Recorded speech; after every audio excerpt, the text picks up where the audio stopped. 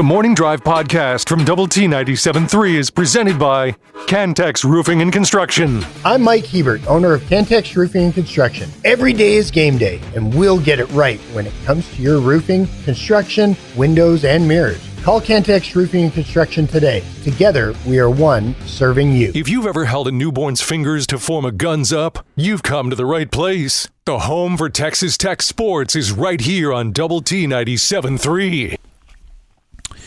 I saw this headline yesterday, and it just made me laugh. And, you know, sometimes headlines or things or articles, it's clickbait. You know, we all know that. Sure. And it seems like you're seeing more and more of those things where it's clickbait and then it's sends you to something and it's not real news. So you have to be careful and do a little due diligence. You can't just read the headline and assume that it's accurate anymore. It's unfortunate. You know, now everything that we put on doubletsportsnetwork.com is accurate, and I don't know about fully vetted, but it's at least accurate. It's not clickbait. We want you to click, but we want you to read, but we're not fooling you, right? Yeah, I mean, I would think we definitely want you to read. Right, yeah. we want you to read. Want you to click on it. Yeah, but we're not sending you down a bunny trail, okay? And bunny this trail. Okay, so this article did not send me down a bunny trail. It's real. The headline is this, and it's in today's world. I mean, you know, Have you heard the term bunny trail before, Jeff? Sure, he has. Rabbit hole. Rabbit hole. That I've heard. Bunny basket. Heard that one. Easter bunny. That one I've heard. Not bunny. Not a bunny. My wife says that to me all the time. You're just going down bunny trails. Rabbit holes. Rabbit holes. She says bunny trails. You're just going down bunny trails. I kind of feel like I like hers better. Bunny trails. You know. Anyway, here's the headline. Major college football program ruled ineligible for bowl games after academic collapse. Okay? Okay. It seems like, how can this be? The last time that this occurred was with the Idaho football program from 2014 and 2017, that a Division I FBS program has been declared academically ineligible for postseason football, including bowl games, due to a drop in its academic progress rate to 914. Apparently, the Akron Zips are now facing postseason suspension due to academic progress rate, even before the season starts. This is due to its academic score, according to the NCAA database. The Zips haven't made a bowl game since 2017. It's the first team to be ineligible. This is according to Chris Vanini, for a bowl game for academic reasons since 2014. How can that be? I mean, I don't know that they've had like tons of portal transfers and all that kind of stuff, because not to make light of the situation, but it seems like with regard to the football programs, I know they put out, and it's important to have GPA and academic progress and get degrees and all that, but I got to think it's so difficult to keep track of what everybody has and what kind of progress they're making when you have so many people jumping around. Yeah, I mean, preparing for UCF this weekend, they have 16 players back from last year's team. 16 out of their roster of 40. 16, less than 50%. It's just crazy to me. Mm-hmm. Yeah, so you're so right, Chuck. In today's era of bringing guys in and shifting guys out, I don't know what the number is and what they expect with the percentage rate of guys that you're supposed to graduate and all that, but especially in college basketball. Yeah.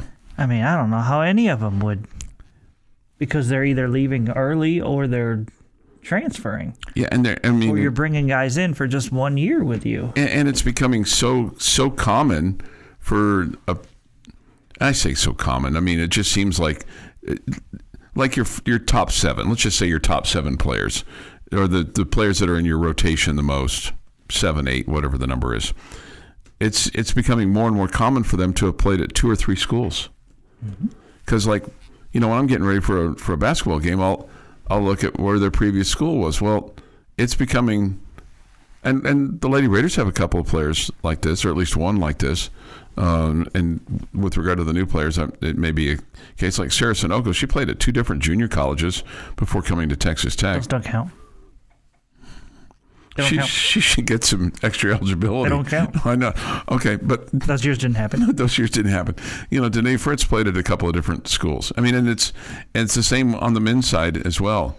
And it just, and again, I understand they're here to get an education. At least you hope that they're progressing towards that, because it is a golden opportunity for especially for basketball, men's and women's, and football. Those, and I'm not saying the others aren't, but when you have these full ride scholarships, plus you're being paid to be here, whatever the number is, it is a golden opportunity for you to, come out with at the very least a bachelor's degree, and in some cases, a lot of progress, or even a master's degree on top of that.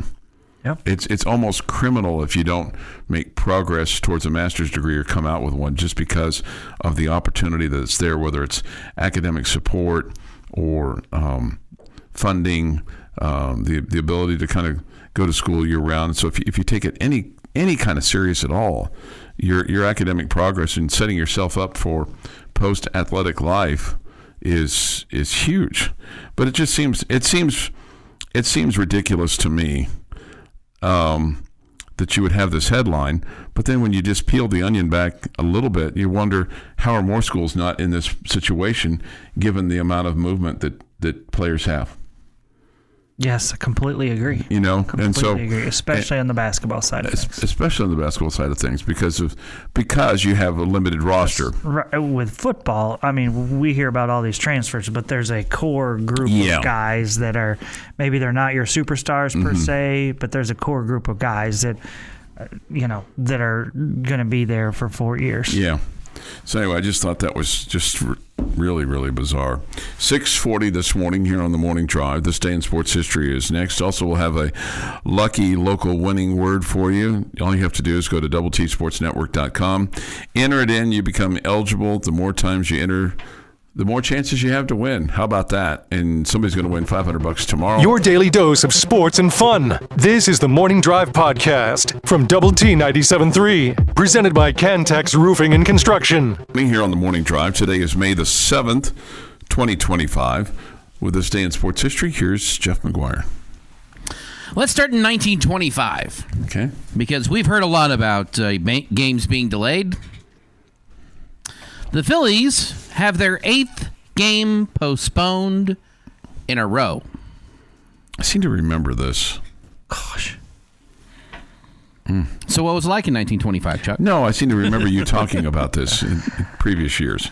I'm sure I have. Yeah, I think Chuck is right. It just seemed to remember. I mean, it's no indictment. It's the 8th game postponed in a row. I know. That's, it's fascinating, right? Yeah. Gosh, how frustrating. 1960, Dodgers Larry and Norm Sherry are baseball's 10th brother battery. Norm would hit his 11th home run of the season in the game, getting the win for his brother, Larry. Larry Sherry. I didn't name him, man. Why wasn't it Larry and Harry? Or Barry? Or Jerry? I don't know. I guess they. Wonder which one of them married Mary. Mary. That's scary. Okay. 1994. Denver Nuggets become the first NBA team as an 8 seed to beat a 1 seed in the playoffs. That would be the Seattle Supersonics. What do you think of? Sean Kemp. Gary Payton. I think of Dikembe Mutombo laying on the ground with the ball. I thought you meant the Supersonics. Yes, absolutely. Dikembe on the ground just crying his eyes out after the game. After beating the 1 seed. 2016, the number 8 Texas Tech baseball team pounced on Kansas, with 6 runs in the third inning on a Saturday afternoon contest as they clinched their 6th Big 12 series win of the season following a 9-2 victory. Tech got 7 shutout innings from Stephen Gingrey to record their 6th Big 12 series win of the year. Tech's most in a season since the 2004 campaign. Nice. That Stephen Gingrey guy, he was pretty good. He was pretty good. I'm sure it makes Jamie sad. It just makes me sad every day when you come up with these great Texas Tech highlights, and I just wonder, when is it going to be like that again? With Stephen Gingrey? No, just with the team having, you talk about 10th rated, 11th rated, 12th rated, 6th rated, all these nice wins. Well, just makes me sad. I choose to remember the happy times. I understand that. 2021 Cincinnati Reds pitcher Wade Miley no-hits the Cleveland Indians 3-0 at Progressive Field in Cleveland. It is National Roast Leg of Lamb Day. Out. Oh, Laura. That's exactly what I thought when I saw this today. Right. I almost said we'll call it Oh Laura Day. A stupid PSA. They can't pay the mortgage, but they can have a leg of lamb. Yeah. Oh, Laura. Do you have it? Oh, Laura. Do I have it? You're going to ask me if I have this. Oh, Laura. I'm insulted. That's on a permanent do not touch hotkey. Okay, gotcha. Happy birthday, Alex Smith, who's 41, and Sean Marion is 47. And on this day in 1915, it was not the final straw, but it was definitely a match that lit the candle. British ocean liner Lusitania is torpedoed without warning by the German submarine off of the south coast of Ireland. Within 20 minutes, the vessel sank into the Celtic Sea. Of the 1,959 passengers and crew, 1,198 were drowned, including 128 Americans. The attack aroused considerable indignation from the United States, but Germany defended its actions, noting that it had issued warnings its an intent to attack all ships, neutral or otherwise, that entered the war zone around Britain. We will not be discussing what cargo the Lusitania may or may not have been carrying to British troops, because that doesn't make the story as much fun. But a ship sinking in 20 minutes off of one torpedo had some help. What? Was there some ammunition on board? There's a lot of ammunition on board, Okay. yes. A lot. There were dancing of girls or something like that. You said you wanted to discuss what was Why on did board. we not want to discuss? I'm confused. Because it ruins the story of it being a passenger liner and cargo ship as opposed to carrying military. They were disguising it. Yeah. They were disguising. They were trying to get a pass with the ship. Now I'm following you. Yeah. So it was fair. What happened? I mean, it was still a passenger liner that was carrying an awful lot of military cargo. Yeah. And Germany had declared that all ships carrying cargo could be torpedoed, and Americans were killed. This wasn't the thing that got the U.S. into World War I, but it definitely lit the candle for us to be paying attention to it. Mm-hmm. And this day in sports history. All right, that indicates it's time for Double T 97.3 to reveal another local word for you to go to doubletsportsnetwork.com and enter in for your chance to win. It's all from the Home Zone, helping you make your house a home, and Double T 97.3 as we give away local weekly cash of $500 every Tuesday. That was yesterday, and Thursday, that's tomorrow, to lucky local listeners. You're so good at these days of the week things. I finally found my skill set. 6:45 at this time, 8:45, and at 4:45 in the afternoon. All you have to do is go to doubletsportsnetwork.com, enter in the lucky local winning word, and you could win the $500, okay? Mike Gustafson would be jelly of me this morning because the word is Cardinals. Cardinals. Cardinals. Cardinals, as in St. Louis Cardinals, not as in the Cardinals who are getting ready to vote for a pope. I don't think Mike Gustafson's a jelly guy. You don't think so? Yeah. Okay. He might wish that he got to say the word, but Cardinals. I don't think he would use the term jelly. Okay, Cardinals. Seems way too, smart to use Jelly. Yeah.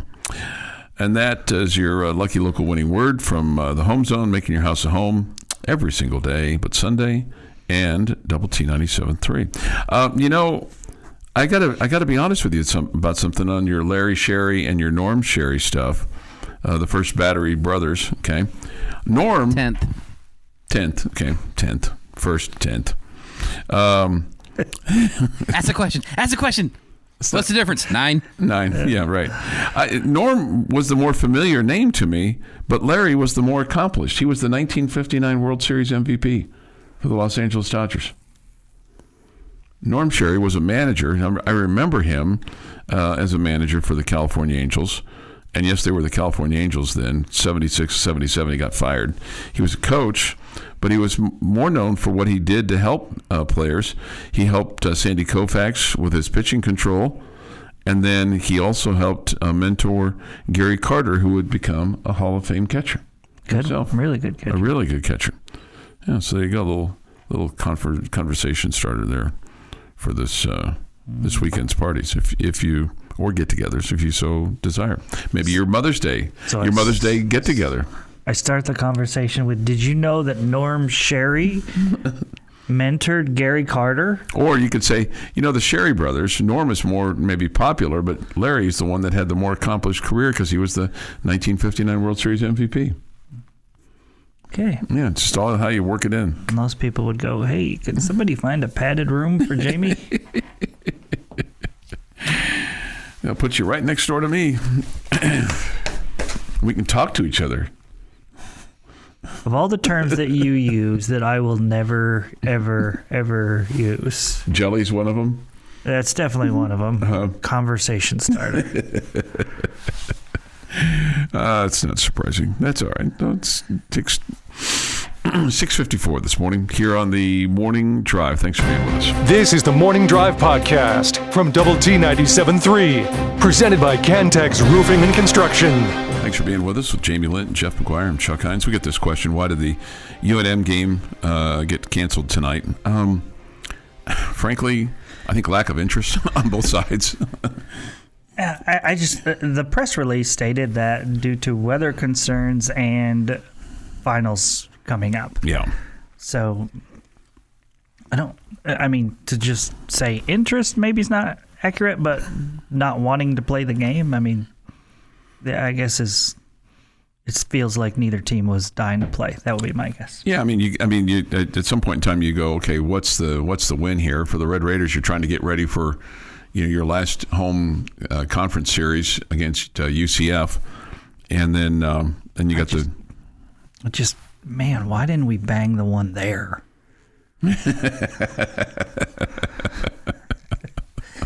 Well, and the one here, the reason it got pushed was because of the power outage problem across the campus. It was our chance to take the radio guy from New Mexico and make him sit in the crowd. But you weren't going to do that. No. You weren't going to do that because that's what you have to do there. He does rock a pretty cool satin jacket, though. So. Really? Yeah. Like a warm-up jacket? Or it's got like 1988 written all over it. It's pretty cool. Chuck I need that jacket. You want it? It doesn't need that jacket. Here's my business card. It's Coach. Different kind of jacket. It's a different kind of jacket. It's a. It looks like it's a something warm-up that a jacket, pitcher right? from 1988 would wear. Yeah, it's. I'm serious when I say it's cool. It's like old school.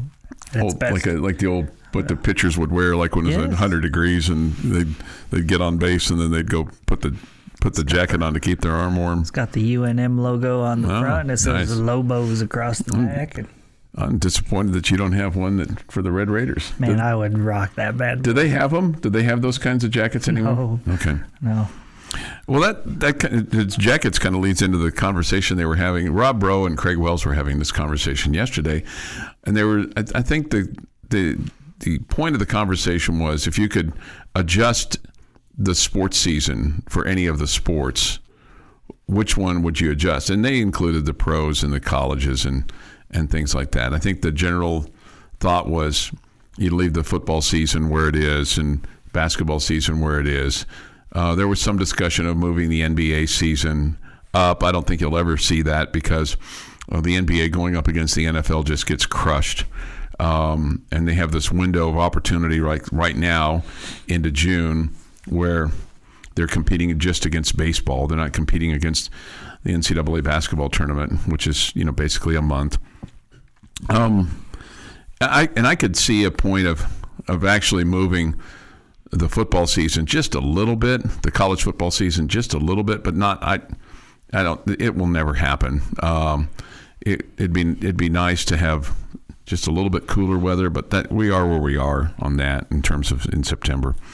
But then the discussion was baseball and college baseball, and the thought was to move the college baseball season to start more so in April than in February, which would put you into the summer months. And the thought was the weather would just be substantially better of starting in. It would tie, if you're a collegiate sports fan, it would tie it together.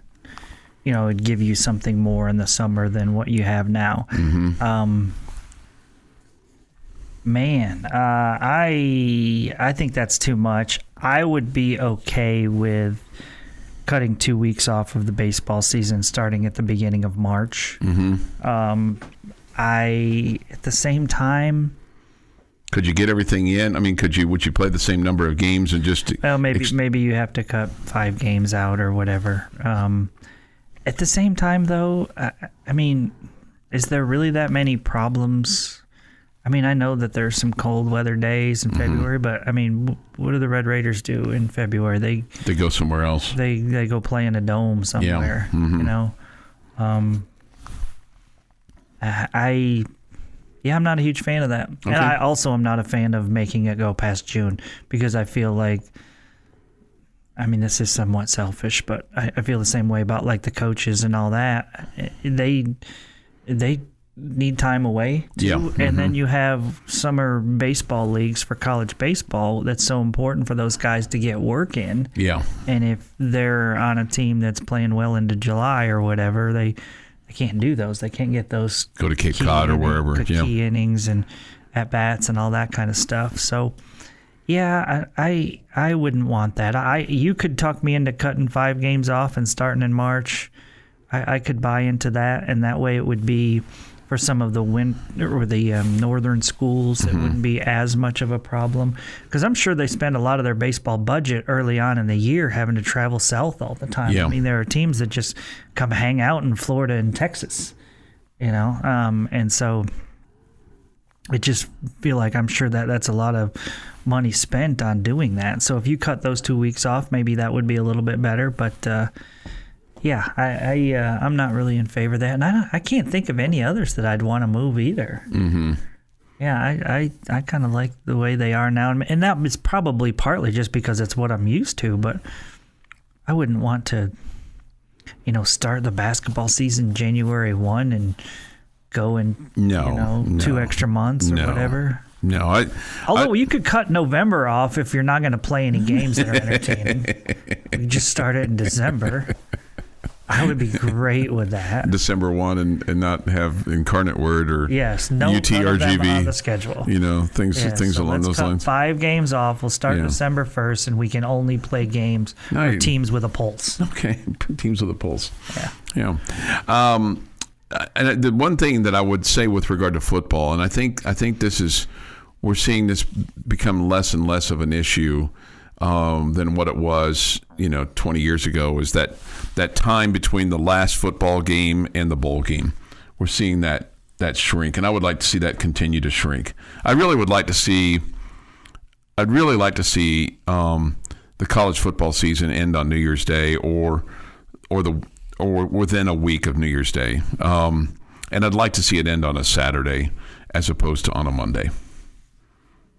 Okay. And that's really what I'd like to see. And I don't know that I would have a problem with the national championship game being on a Sunday. I wouldn't have a problem with that. Just the problem is that you're going to compete against the NFL, and that's just not going to work. And if you can compete if you can have it on a Friday night or a Saturday, I think that's just better than having it on a Monday. It's Saturday. To me, college football is Saturday, and the national championship game should be played on a Saturday. it allows people to get there and to get home. But hey, if Texas Tech's playing in a national championship game, we'll say I'm not worrying about driving back on Tuesday. Yeah, right. We're you can play it on Wednesday for all that matters, and I'm sure any school would say that too. No, I just think prime time on Monday night is obviously the television folks know that's a rating. Sure, it's a big number night. Yeah, that's why they do it. No question. But I think we're seeing, there were times when it felt like forever between that last. And now that everybody's playing the Saturday after Thanksgiving, and then the conference championship games are the next week, and then you have, when you get to that 16-team playoff, man, there's hardly gonna be any time between the end of the season and good. Yeah, right. Good. Right, just keep it going, right? Yeah. Right. Somebody says all the northern colleges want to move back. Well, sure, I'm sure they do, but. Your answer did not surprise me at all. So, and I agree with a lot of what you said.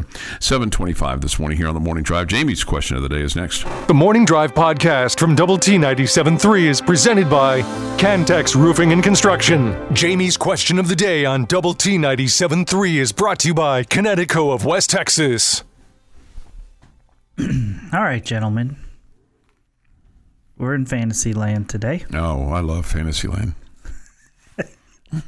We're talking Red Raider football. Mm-hmm. We're living in the transfer portal era of college football. Okay. You get to pick one former Red Raider to transfer portal them into or onto this year's football team. Is he somewhere else? Or is he just a previous player? Just a previous player. Who are you transfer portaling back to the Red Raiders? I would guess Patrick Mahomes is off the table here. No, it can be whoever you want. Okay. I think you need another quarterback. I think you need some help there. Just backup plan. Patrick Mahomes is going to be a backup player. Well, I mean, if you got Patrick Mahomes back, he'd obviously be your starter, right? Yes. I mean, I don't think he's the only one. He's not the only one. No, I mean, you could go Cliff Kingsbury, you could go B.J. Simmons, you could go Graham Harrell, you could go. What's a really nice guy that was in between there? Daggy? Yeah, Seth Daggy. You could have that. I was thinking earlier, the other guy that took you to the Cotton Bowl. Sonny Cumbie? Cumbie? No, not Sonny Cumbie. Would be. If we're bringing Cumbie back, he's got to be in the booth. That's where that needs to be. I'm sorry. That's his place now. I tell you what. I mean, I'll tell you. I'm gonna. He didn't play here, but I think you're now regretting not finding a spot for him. Is Sawyer Robertson, the Baylor quarterback. He played at Coronado here, but that doesn't count. That's not the former Texas Tech player that we're trying to bring onto this year's team. Mm-hmm. Yeah.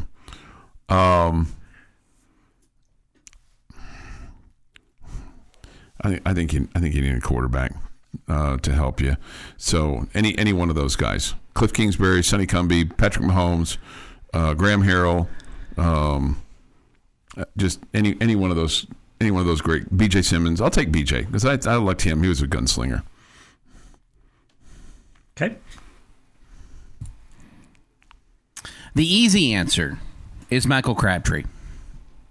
When you talk about most talented player that you've had in your organization, if you want to bring back a Lady Raider, it's Cheryl Swoops. That's the end of the conversation. What about a basketball player? If I was talking about the Lady Raiders, about basketball player, yeah, men. I mean, you've got like 6, 7, 8 to choose from. Sure that would all be great. Cody Hodges, thank you. I don't know that Crabtree is enough over what your problem is. So I'm debating between one of two guys, and I think I'm going to go. Let me get Brandon Carter back. Let me get a dude on the offensive line, a leader on the offensive line, and a guy that absolutely bled red and black for your team. Let me go that way. Who are you picking? Carter. Brandon Carter. Oh, wow. Offensive lineman. We went wackadoodle today. Yeah, you did. So this one's difficult for me. There's part of me that I'm thinking about need. What's your biggest need? And like, where am I not confident? I thought about Dwayne Slay, okay? Like a playmaking defensive back, okay? How many targeting calls? Yeah, though? I don't think he would last. He's going to miss the first half of every game. Or the second half, maybe. Maybe it happens in the first half. I thought about one of my all-time favorites in Torian Henderson because I feel like in recent years, I feel like we don't throw the ball to our running backs enough. We throw so many sideline screens, and we never throw more traditional screens, in my opinion, to backs. And I would love to see that. Maybe that's just me wanting old school football. Okay, but another need area I think right now is just because I think there's a question mark about kicker. Yeah. Okay, and so I mean you could pick one of the great kickers that we've had over the years. Okay. Mm-hmm. Yeah, somebody brings those up. Yeah. Alex Trelica, Yeah. Jonathan Garibay, Gino Garcia. Even Gino, right? Even Yeah. Gino that you just had. Yeah. So I think about those areas, but I'm going to one where I just feel like I just want a ball hawk in the secondary. I feel like we haven't had one of those for a long time. Who was the last ball hawk that you think we had? Maybe, what was his name? I can only remember his nickname, Rabbit. Oh. Yeah, I don't even know what his name is. Yeah, Dadrian Taylor Demerson. Yeah. Yeah, I feel like he kind of was. But I'm going back to my days as a Red Raider. I'm going Marcus Coleman. I mean, Somebody brought that up. got too. great length to deal with today's size wide receivers. I mean, was a ball hawk. I mean, made plays, would hit too, which was good in run support. I think right now you've brought in so many defensive backs through the portal. You think you're going to be better there, but you just don't know, right? I think I'm going Marcus Coleman. And he also is one of my favorite Red Raiders of all time. Okay. Yeah. Somebody says this, since we're living in fantasy land right now, give me Donnie Anderson. Okay. He could also punt. We got the combo guy. We need it. We don't need a punter. We got Baron Morton. Elite. Yeah, his arm doesn't work, according to Chuck, but hey, he punted. The guy I was debating between, Kobe Whitlock on the defensive line. No, he's a good one. Somebody brings up Zach Thomas. That'd be a good one. Yeah, except I don't need linebacker. Yeah, I think you're pretty good at Yeah, linebacker. you are. I mean, I'm good. not saying Zach wouldn't help. Yeah, Zach would be great. And a Yeah. great leader and all the above. Somebody brings up Tracy Saul, too. Yeah, there's a ball another good hawk one. right Yeah. there with a great return man also. That's Trevor- a good answer. Trevor brings up Monte Rager or Lawrence Flugens. I would go Rager over Flugens just because, again, just as we just said, it feels like you're pretty good at linebacker. Yeah. But another What about Kerry Hyder? defensive end / outside linebacker, absolutely. Kerry Hyder? He's an interior guy, and I feel like we bought like three of those guys. We did, yeah. Yeah. We did. We bought him at the auction. It was a buy two Goodness get one gracious. free sale, I think. Yeah. I don't think any of them are free. Your daily dose of sports and fun. This is the Morning Drive Podcast from Double T 97.3, presented by Cantex Roofing and Construction. Jamie Lent and Jeff McGuire. I'm Chuck Heinz. It's great to have you with us today. Here on the Morning Drive, we come to you, Jamie, Jeff, and I, from the First United Bank studio. Thoughts, comments, Yates Flooring Center chat line. You can hit us up with your own sports opinions or just reactions to ours and the sporting news of the day. The Visual Edge IT hotline is open too at 806-771-0973. We'll have Astro Baseball on the air today as they'll try to get a game of the one of the three. They've already lost two. So they'll try to get a game in this series today. Okay. It felt very awkward. I know. Just saying salvage the series is easier to say, but I'm trying to come up with a different way to say that because I'm not necessarily agreeing with you on the word salvage. I'm just trying to come up with a different way to do it because salvage is a crutch word. I didn't say that you couldn't do it. I know. I didn't tell Choice he couldn't do it. I know. Either. I'm just trying to do something a little bit different. I mean, I'm just, trying to not be so predictable. Okay. Have we learned nothing from upon further review? When we try to do something different with the tiebreaker, what happens? It gets all screwed up. We have a tie. We have a tie. We have a tiebreaker.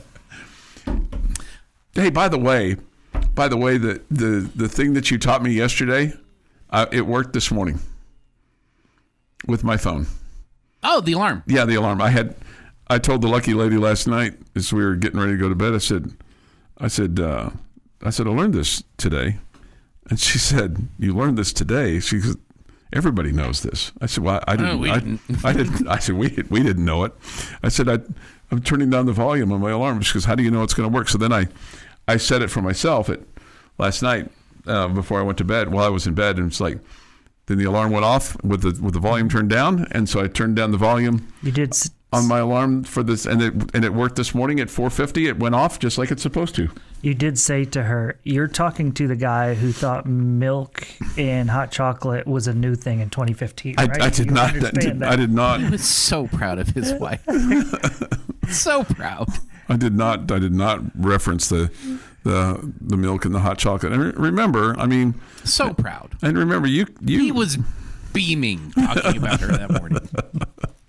That's it's why not that he didn't know. He was so proud. He was proud that he had invented something. Well, his wife invented something. Again, growing up in a one of five, milk and hot chocolate seemed to be wasted when you could do water with a mix, right? Mm-hmm. So I mean, that's the way we did it. Yeah, I mean, it was just milk was a commodity, It was a big commodity. When you have 5 kids, it doesn't take long to go through a gallon of milk. My mom would somewhat ration it at times. Just like the pickles. 3 pickles on a hamburger. That's all we got. I mean, I know you don't like pickles, so you'd have fit in fine with my mom. Oh, Jamie doesn't want any pickles. Then I would have said, Chuck will take his 3. I want Jamie's 3. Yes. I want Jamie's 3 pickles, right? At any rate, we digress. But yeah, if you didn't know, yesterday we discovered, Jeff laid it on us, that you can have your volume down on your phone and your alarm will still go off. It's fascinating how smart that phone is. I bet Mama Heinz had her hands full. She did. Starting with me, I think the youngest kid. Are you very similar to your siblings? Like I've met Jeff's sister, and I would definitely say Jeff and his sister are very similar. I would tell you that my brother and I are nothing alike. My brother, that's 13 months younger than I, we're similar in some of our behavior and some of our, thoughts, things like that, philosophies. My youngest sister, she's pretty straight and narrow, so I'd say she's different, and the middle child is a little bit. She's kind of like my brother and I a little bit, but then she kind of has a wackadoodle side to her. And then my brother, the good-looking one, the athletic one, smart one. He's different. He's special because he was the best looking. He was the most athletic, and he's smart. He's an architect, and he's a partner in his firm. So his kids are smart. He knows what he's doing. Yeah, nobody in my family can say they broke the mold when they made you. Mm-hmm. No. Yeah. It's there's McGuire's stamp. Yeah, also met his dad, and very similar to Jeff also. My uncle, cousin, look, we need a McGuire stamp. Yeah. Okay, we're good. It's good.